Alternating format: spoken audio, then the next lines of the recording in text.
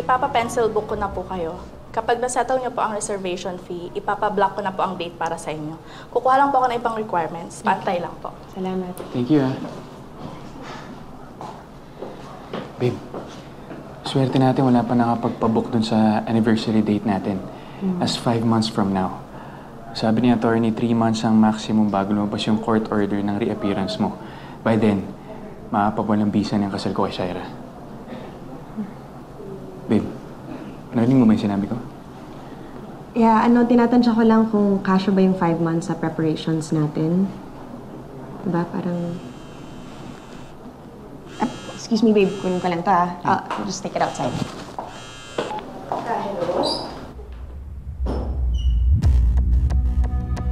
Good afternoon po, Mrs. Manansala. Sekretary po ito ni Dr. Carino.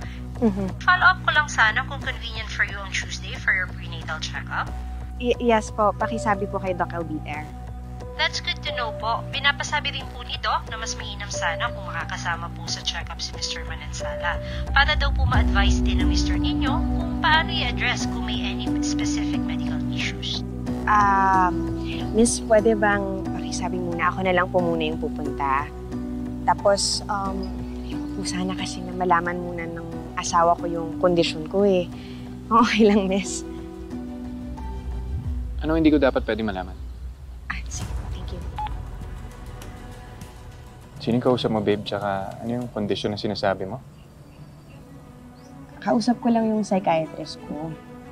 Papareseta kasi ako ng bagong gamot. Hindi ako makatulog sa gabi, baby. Parang nag-i-insomnia ako. Ayoko naman sabihin.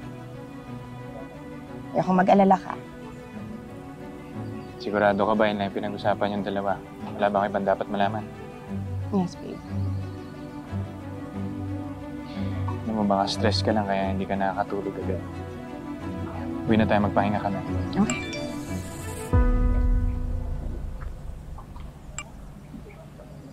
Bakit? Nag-text si Jeff. Nakikipagkita, emergency daw. Baka naman sa negosyo lang. Daanan na lang natin bago tayo umuwi. Sige.